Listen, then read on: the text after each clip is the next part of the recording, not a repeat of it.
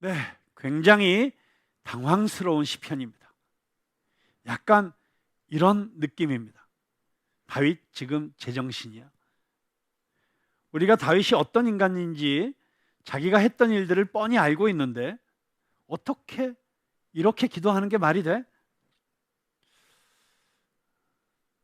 여러분, 밀양이라는 영화 기억하시죠? 전도연이 분한 그 자매 이름이 뭐였는지 기억은 안 나네요.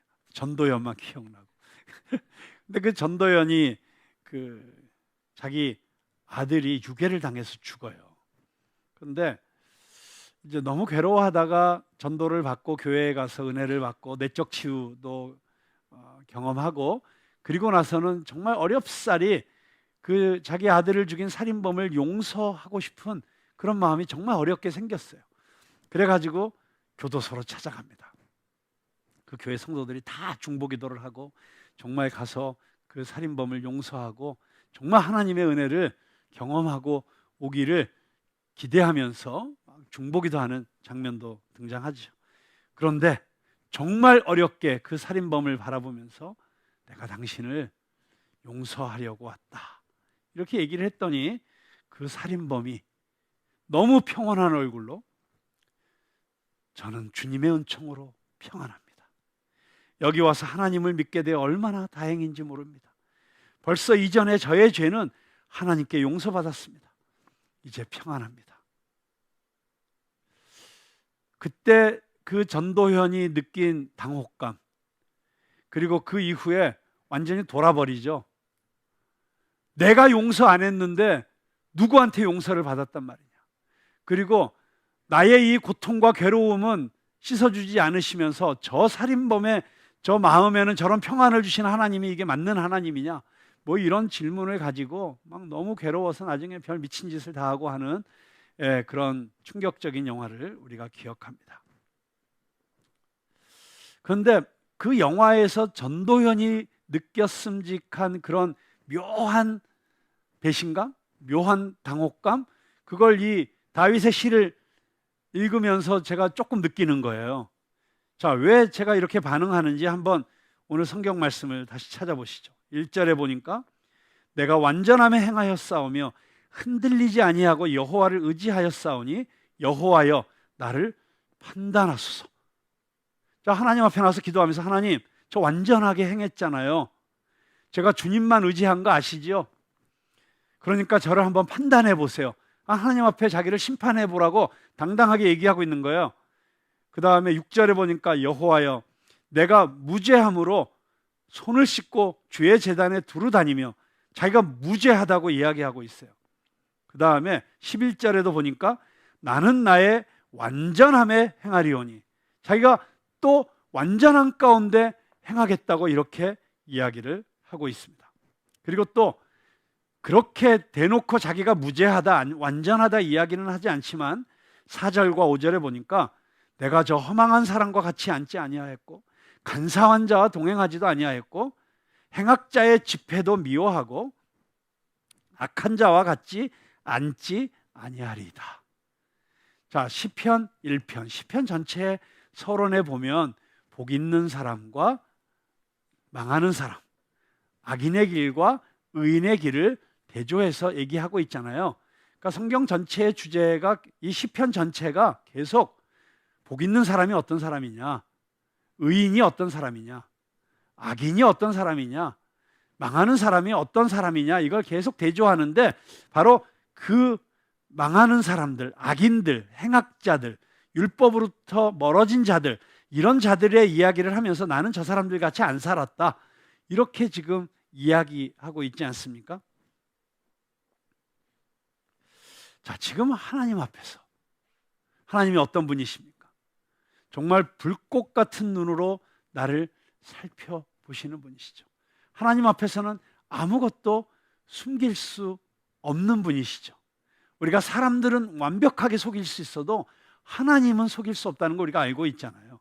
그런데 그런 하나님 앞에 나와서 기도하면서 하나님 저 판단해 보세요. 저 완벽하게 살았잖아요. 라고 지금 이야기를 하고 있는 것입니다.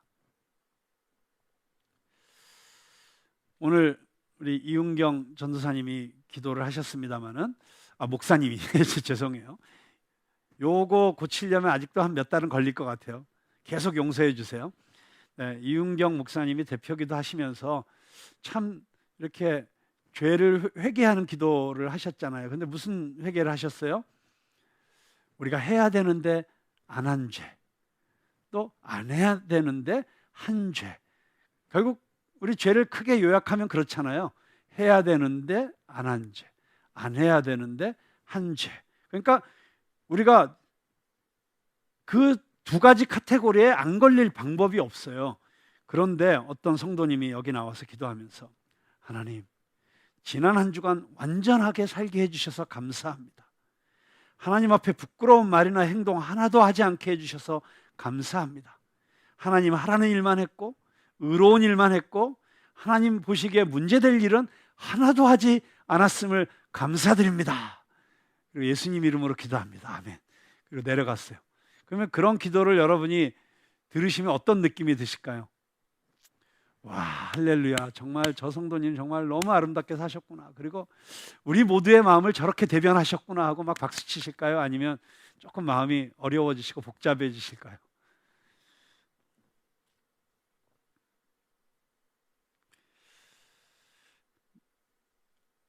정말 저렇게 기도할 수 있을 만큼 완벽하게 살아냈을까? 당연히 그런 의문이 들지 않겠어요? 저 장로님이 정말 저렇게 사셨을까? 저 권사님 정말 저렇게 사셨을까? 그런 의심의 눈초리를 보낼 수밖에 없을 겁니다. 그러니까 사실 다윗이 이런 시편을 썼을 때 우리가 이런 시각으로 지금 다윗 왜 이러고 있지? 이게 말이 돼? 라고 하는 게 너무한 건 아니라는 생각이 들죠. 자, 그렇다면 다윗이 이렇게 기도하는 진위가 무엇일까? 도대체 다윗은 왜 이런 기도를 하고 있을까? 궁금하지 않을 수가 없습니다.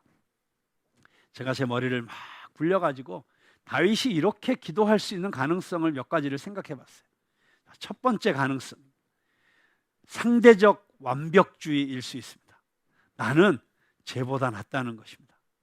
나는 저 인간처럼 뇌물을 주지도 않았고 도둑질도 하지 않았고 남에게 피해를 주지도 않았고 교통법규도 잘 지켰고 내 양심에는 부끄러울 것이 없다.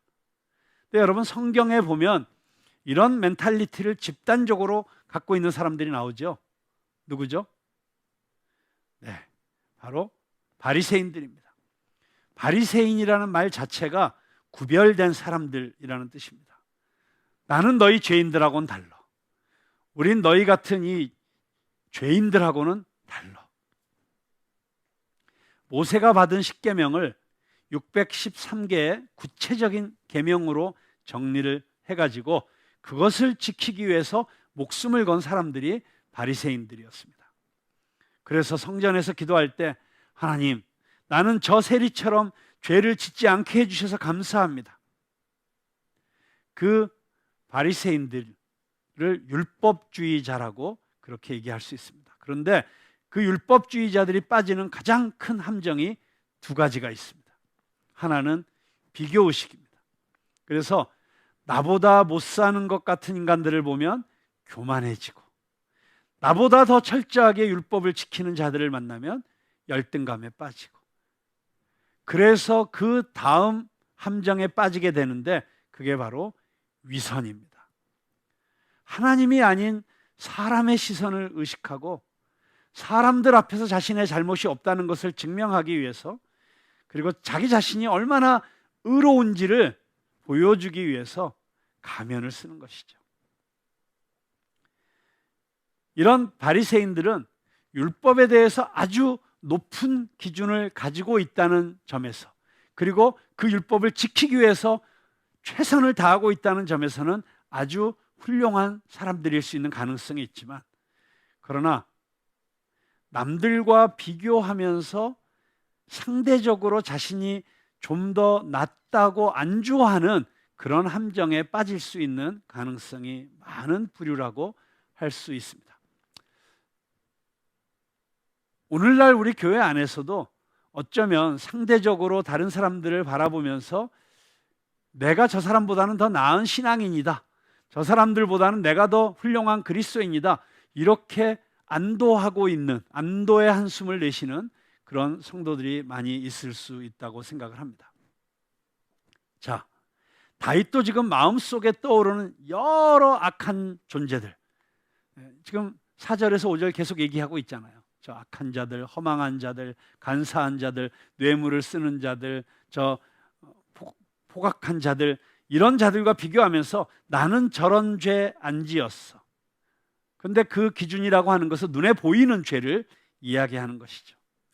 저런 인간들에 비해서 나는 죄 하나도 안 짓고 있는 거야. 그리고 그 613개의 그 계명은 내가 다 지키고 있어. 마치 예수님 앞에 나왔던 한 청년에게 예수님이 네가 구약 율법에 말한 대로 다 지키고 살았느냐? 그랬더니 어렸을 때부터 다 지켰습니다. 뭐 이런 자세와 똑같은 자세라고 할 수 있습니다. 자, 다윗이 지금 이런 수준에서 기도를 하고 있는 것일까요? 또 다른 가능성이 있습니다. 바리새인들과는 정반대로 아예 율법의 기준이 없거나 아주 낮은 것입니다.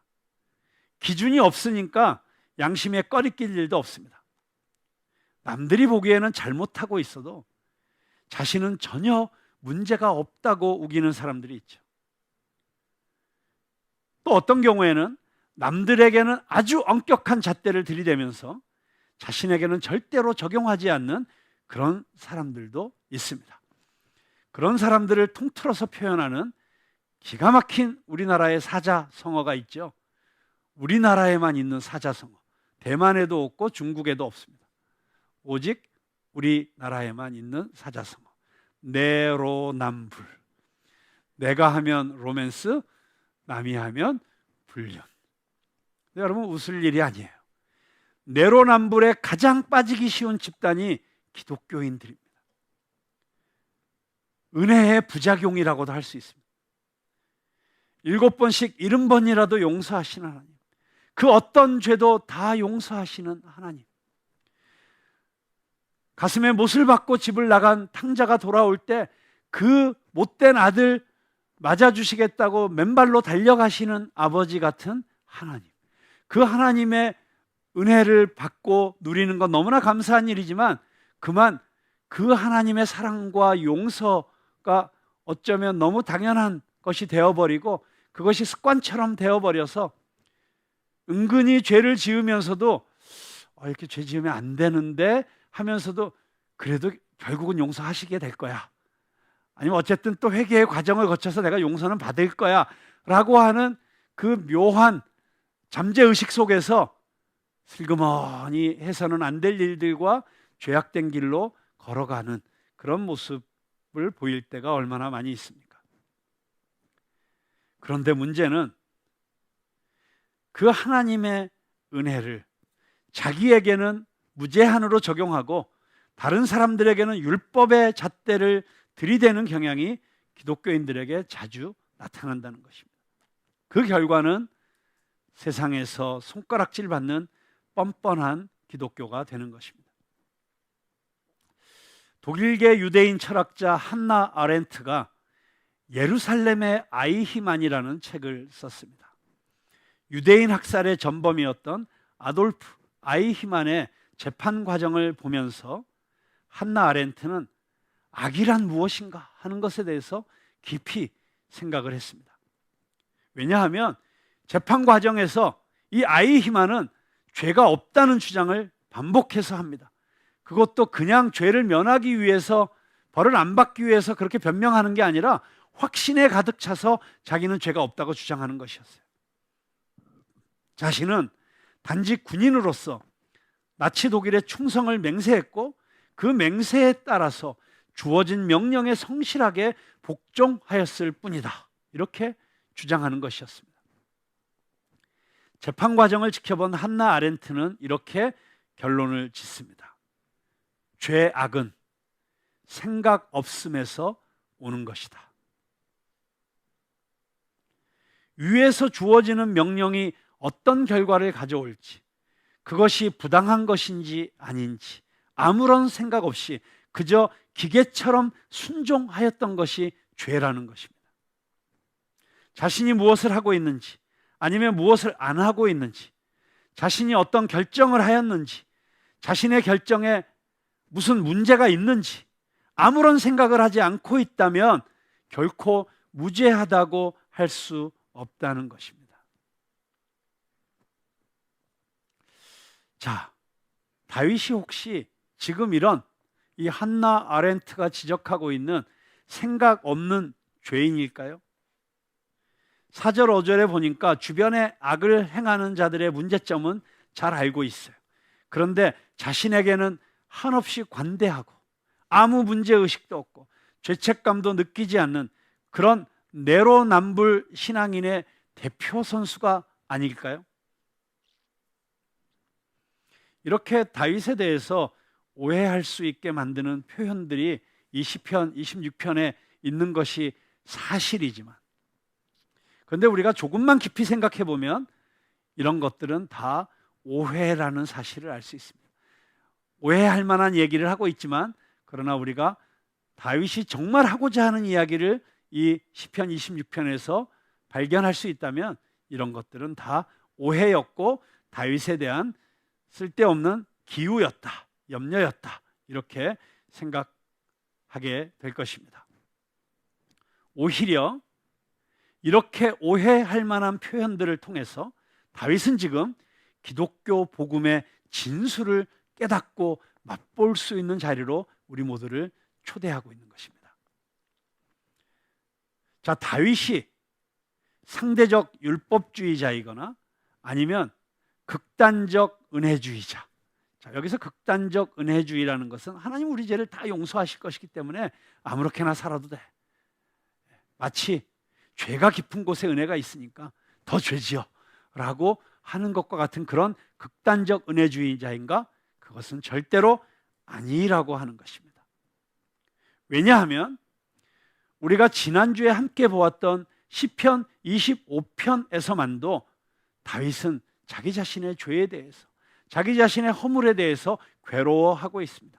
심지어 아주 오래전에 지었던 잘못, 아주 오래전에 범했던 실수까지도 괴로워하면서 하나님, 저의 젊은 날의 실수를 용서하여 주시고 제 허물을 덮어주십시오.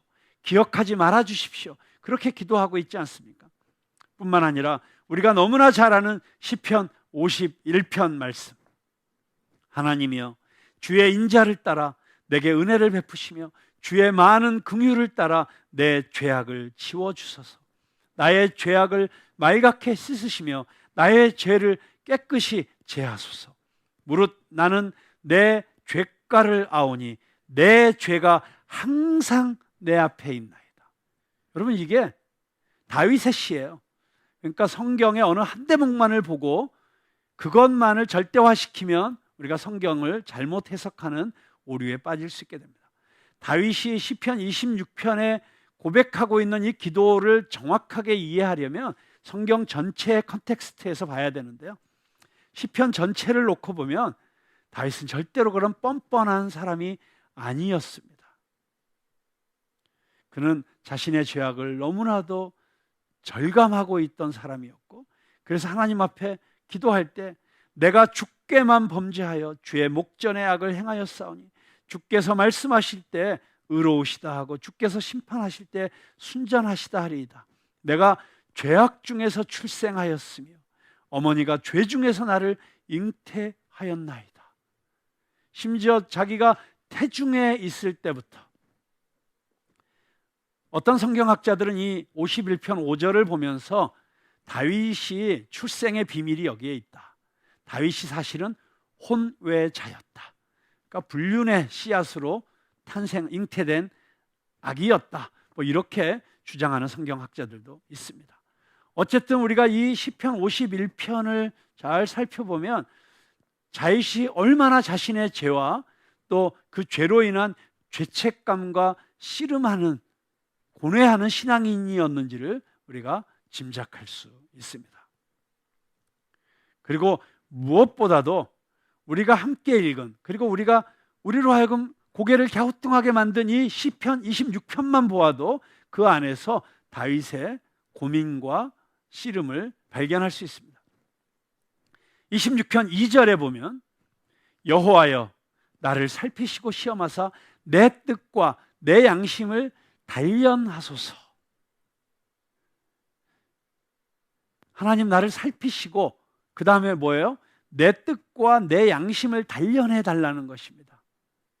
혹시라도 내 뜻이 하나님의 뜻과 다른 생각을 할 수 있기 때문에, 그리고 내 양심이 무디어지거나 내 양심이 혼탁해져서 내 양심이 올바로 하나님의 말씀의 빛에 비추어서 나를 살펴볼 수 없도록 오히려 방해하지 않을까, 오염된 양심이 되지 않을까, 아니 심지어는 화인 맞은 양심이 되지 않을까 두려워하면서 하나님 내 양심이 지금 온전한지 시험해 주시고 내 양심을 단련해 달라고 지금 기도하고 있는 것입니다.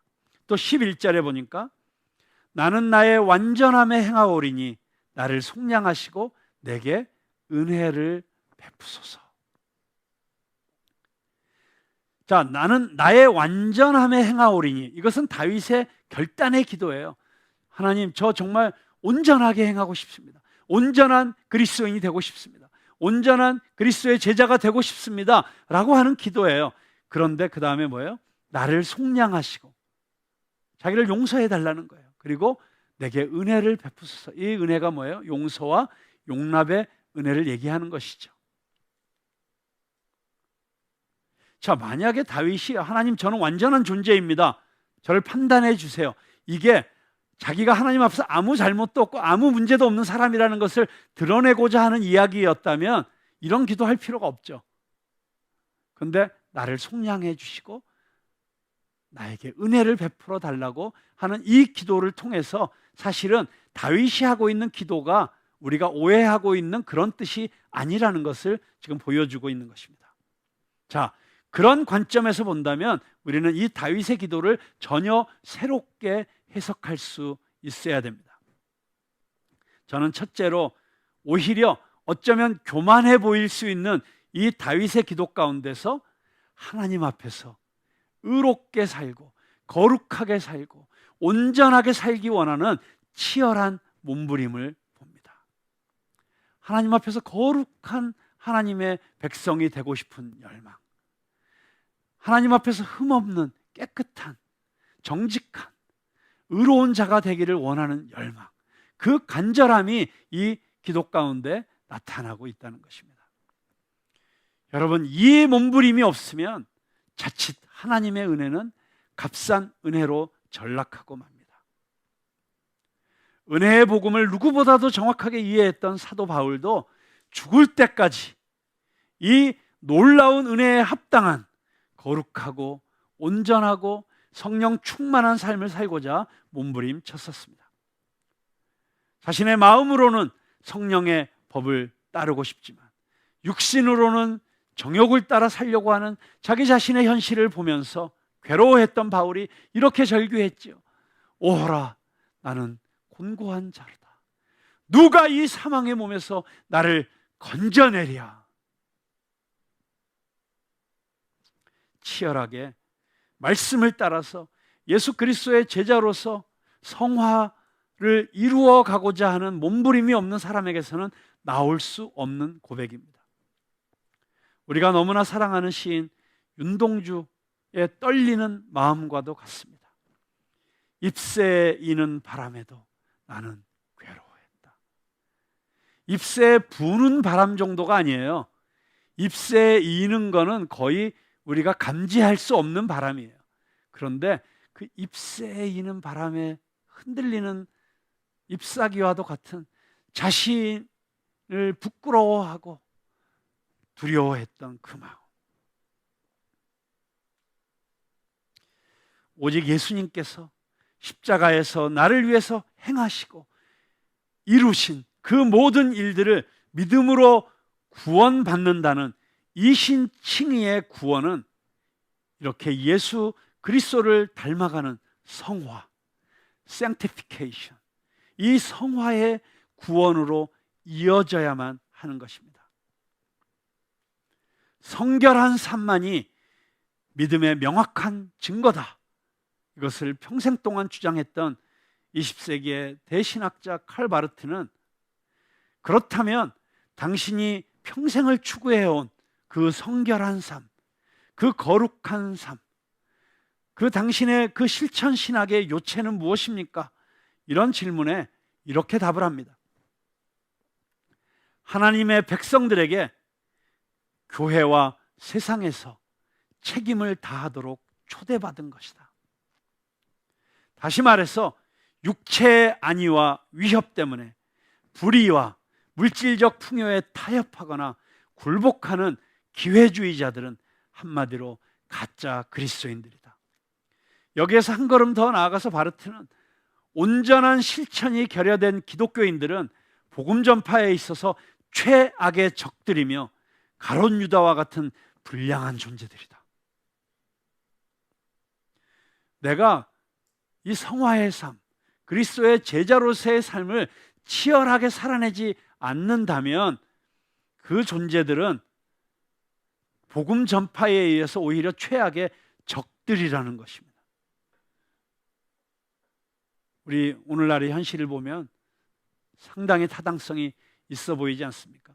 더 나아가서 가롯 유다 같은 존재, 예수님을 팔아넘긴 존재, 예수님을 배신한 그런 존재와 같은 불량한 존재들이다. 현대 기독교의 문제는 이런 치열한 성화의 노력과 몸부림 없이 아무런 대가도 지불하지 않고 그저 값싼 은혜, 쉬운 은혜에 안주하는 데서 비롯되었다고 아니할 수 없습니다. 우리가 사랑하는 독일의 신학자 본 회퍼는 주님의 제자가 되는 길은 예수 그리스도가 없는 값싼 은혜에 대한 철저한 부정, 독일어로 나인, 우리말로 아니요 라고 말하는 것이라고 설파했습니다. 주님의 참된 제자가 되는 것은 값싼 은혜에 대해서 노라고 선언해야 된다는 것입니다. 그리고 주님의 명령에 따라서 무거운 십자가를 지고 주님을 따르고 믿고 듣고 행동하는 사람들이라는 뜻입니다. 저는 시편 26편의 행간에서 이러한 몸부림을 보는 것 같습니다. 그런데 여기서 우리가 주목해야 하는 말씀이 있습니다. 3절입니다. 3절. 주의 인자하심이 내 목전에 있나이다. 내가 주의 진리 중에 행하여. 자, 여기에 하나님의 속성을 나타내는 두 개의 아주 중요한 단어가 등장합니다. 인자와 진리. 인자는 히브리어로 헤세드, 진리는 에메트입니다. 이 정도 히브리어는 우리가 알고 있으면 좋을 것 같아요. 구원과는 아무 상관이 없지만 어디 가서 약간 잘난 체는 할 수 있어요. 자, 인자와 진리가 히브리어로 뭐라고요? 헤세드와 에메트. 자, 굉장히 중요한 구약 성경의 단어예요. 자, 헤세드는 자비, 긍휼, 사랑, 은혜 이렇게 번역될 수 있는 히브리어 단어이고요. 에메트는 진리, 의, 공의 이렇게 번역될 수 있는 단어예요. 자, 근데 여러분이 시편을 읽다 보면 이 두 단어가 언제나 짝을 이루어서 등장하는 걸 보게 됩니다. 진리만 등장하지 않아요. 인자만 등장하지 않아요. 언제나 인자와 진리. 다르게 표현될 때는 인자와 공의 또는 긍휼과 공의, 자비와 공의 이런 식으로 짝을 이루어서 등장을 합니다. 여러분, 이 두 단어가 언제나 같이 등장하고 있다는 것은 이것이 우리 그리스도인의 신앙생활에 있어서 가장 중요한, 우리가 꼭 붙잡아야 될 우리 신앙생활의 역설적 다이나믹을 우리에게 보여주고 있는 것입니다. 우리는 하나님의 은혜 때문에 구원받은 사람들입니다. 그런데 우리가 그 은혜에만 머무르고 있으면 자칫 하나님의 의와 공의를 소홀히 할 수 있게 됩니다. 우리가 하나님의 의와 공의에만 매달리게 되면 자칫 우리는 행위주의와 공로주의와 율법주의에 빠질 수 있습니다. 그러니까 이 은혜와 공의가 언제나 같이 가야 되는 것이죠. 그래서 우리 주님께서 우리를 위해서 우리의 구원을 이루기 위해서 십자가에 달리셨을 때 그 십자가는 바로 하나님의 사랑과 공의가 만나는 장소 아닙니까? 우리를 죽도록 내버려 두실 수 없는 하나님의 사랑. 그런데 죄는 티끌만큼도 용납하실 수 없는 하나님의 거룩하심과 공의, 그 절대로 병행할 수 없는 역설적 명제가 그 해답을 찾아낸 곳이 바로 십자가 아닙니까? 그래서 우리 그리스도인의 삶은 십자가의 삶이 되어야 되는 것입니다. 그런데 어떤 의미에서 다윗은 아직 예수님이 오시기 전이지만 성령님의 감동으로 이 사실을 이렇게 고백하고 선포하고 있었던 것이고, 또한 이미 자신이 경험했던 하나님을 통해서 하나님은 자비로우신 하나님이시고 공의로우신 하나님이시라는 사실을 체험적으로 깨닫고 있었던 것 같습니다. 자, 그런데 이렇게 치열하게 고민하고 싸우고 몸부림치다 보면 결국 다다르는 결론이 뭡니까? 내 힘으로는 안 된다는 것입니다. 여러분, 로마서의 결론이 그것 아닙니까? 의인은 없나니 하나도 없다. 네, 우리가 우리의 자녀들에게 정말 이런 온전한 그리스도인의 모습을 보여주고 싶지만 결론적으로 따지면 뭐예요? 불가능하다. 내 힘으로는 불가능하다. 여러분, 그래서 11절 말씀이 너무 중요합니다. 나는 나의 완전함에 행하오리니 나를 속량하시고 내게 은혜를 베푸소서. 자, 여기서 이 나는 나의 완전함에 행하오리니, 여기서 나의 완전함이 참 중요한 표현이에요. 내가 하나님의 완전함에 행하리오니 이렇게 얘기하지 않았어요. 내가 율법의 완전함에 행하리오니 이렇게 표현하지 않았어요. 여기서 완전함은 나의 완전함이에요. 그 나의 완전함은 어떤 완전함이에요? 하나님의 은혜를 깨닫고 정말 하나님의 말씀대로 살고자 결심하고 몸부림치지만 결국 넘어질 수밖에 없고 실수할 수밖에 없고 실패할 수밖에 없는데, 그런데 그런 나를 내버려 두시지 않고 다시 찾아와 주셔서 일으켜 주시고 다시 회복시켜 주시는 그 하나님의 은혜 가운데 거하는 완전함이에요.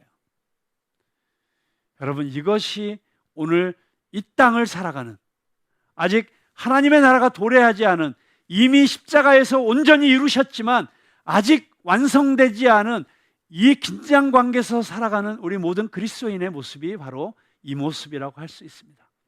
나는 나의 완전함에 행하리오니. 이 짧은 표현 속에 정말 하나님 안에서 온전한 그리스도인, 완전한 그리스도인, 거룩한 그리스도인, 성결한 그리스도인이 되기를 갈망하는 그 갈망이 담겨 있습니다. 그런데 그 갈망에도 불구하고 또 언제든지 넘어질 수 있고 무너질 수 있는 나의 연약함도 여기에 담겨 있습니다. 그것이 나의 완전함이죠. 그것은 내가 해낼 수 있는 것이 아닌 오직 예수 그리스도의 십자가를 통해서 우리에게 부어지는 그 은혜를 통해서만 고백할 수 있는 나의 온전함인 것이죠. 그래서 나의 의가 아닌 예수 그리스도의 의로 옷 입어서 하나님 앞에 의롭다고 인정받는 온전함인 것입니다. 그런데 예수님께서 우리에게 너는 온전한 자다, 너는 완전한 자다, 이렇게 선포해 주시는 것입니다. 그 은혜가 바로 십자가의 은혜이고, 지금 다윗이 나를 속량하시고 내게 은혜를 베푸소서라고 간절히 구했던 그 은혜가 완전하게 드러난 곳이 바로 십자가인 것입니다. 그리고 그 십자가에서 정말 이 지구상에 존재했던 모든 인간들 가운데 유일하게 하나님 앞에서 완전한 삶을 사셨던 그 예수님께서 나에게 선포하시는 것입니다. 너는 나의 사랑하는 아들이다. 너는 나의 사랑하는 딸이다. 내가 너를 의롭게 하였다. 내가 너를 구원하였다. 내가 너와 함께 할 것이다. 여러분, 이것이 복음입니다. 복음은 이렇게 살면 완전하여질 수 있다. 이렇게 살면 하나님의 인정을 받을 수 있고, 이렇게 살면 하나님의 사랑을 받을 수 있다고 우리에게 방법론을 가르치는 어드바이스가 아닙니다. 복음은 어드바이스가 아니고 좋은 소식입니다. 이미 예수님께서 이루셨습니다. 이미 예수님께서 완성하셨습니다. 이미 예수님께서 나를 위하여 행하셨습니다. 당신은 이미 완벽하게 사랑받고 있는 존귀한 존재입니다. 그 누구도 이미 택함받은 당신을 하나님의 사랑에서 끊을 수 없습니다. 이 사실이, 이 소식이 우리의 구원과 하나님의 자녀로서 예수 그리스도의 제자로서 살아갈 수 있는 유일한 근거가 되는 것입니다. 이 사실을 다윗은 12절에서 이렇게 고백합니다. 내 발이 평탄한 데에 섰사오니 무리 가운데서 여호와를 송축하리이다. 평탄한 곳. 다윗이 지금 서 있는 곳이 어디입니까? 평탄한 곳. 영어 성경에는 레벨 그라운드, 평평한 곳, 요철이 없는, 이렇게 안전한 곳, 단단한 곳, 흔들리지 않는 곳. 그곳이 어디입니까?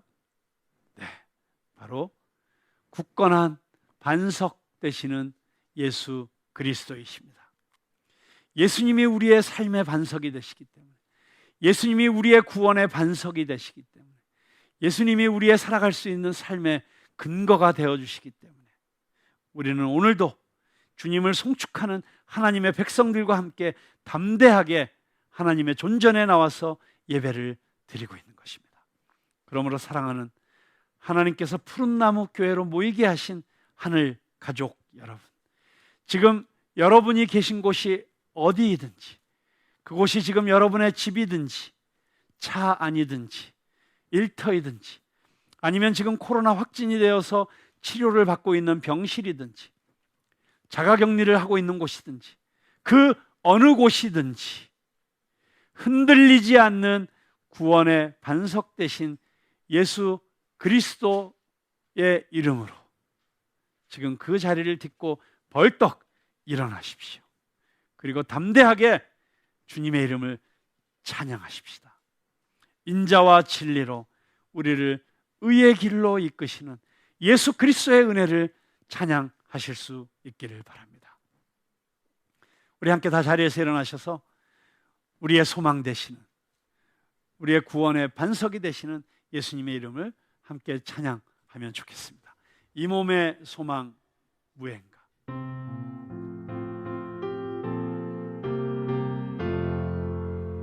이 몸의 소망 무언가 우리 주 예수뿐일세. 우리 주 예수 밖에는 이들이 아주 없도다. 주 나의 반석이시니 그 위에 내가 서리라. 그 위에 내가 서리라. 무섭게 바람 부는 밤, 무섭게 바람 부는 밤, 물결이 높이 설렘. 우리 주 크신 은혜, 우리 주 크신 은혜에 소망에 닿은 주이여. 주 나의 반석이시니 그 위에 내가 서리라. 그 위에 내가 서리라. 세상에 믿던 모든 것, 세상에 믿던 모든 것 끊어질 그날 되어도 우주의 언약 믿사와 내 소망 더욱 크리라. 주 나의 반석이시니 그 위에 내가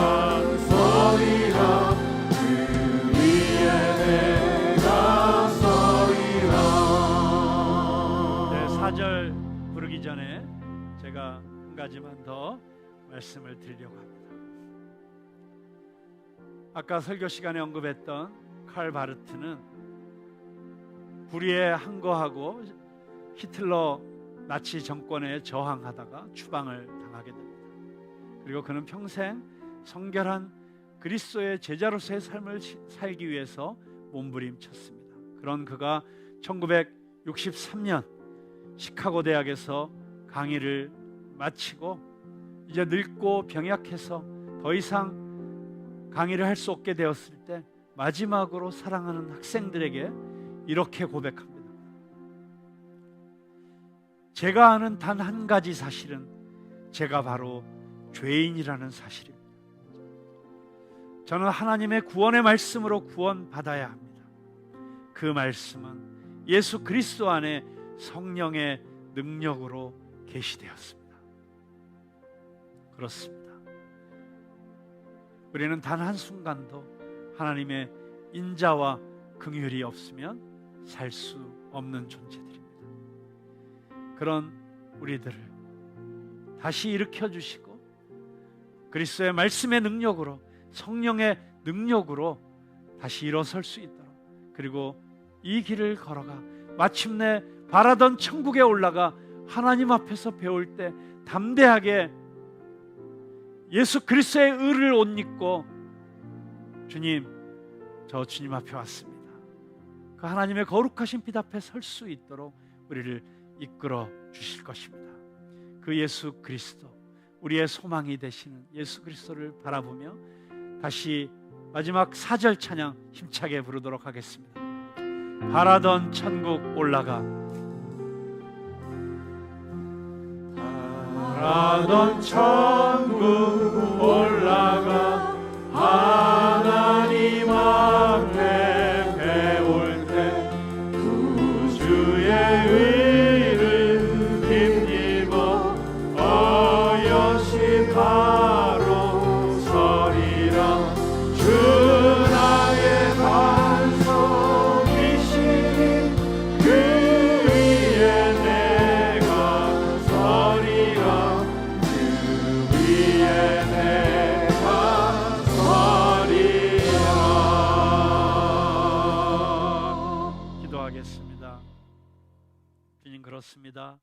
굳건한 반석 대신 예수 그리스도, 그 위에 서 있을 때 우리는 하나님 앞에서 여호와여, 나를 살피시고 시험하사 내 뜻과 내 양심을 단련하소서 담대하게 기도할 수 있을 줄로 믿습니다.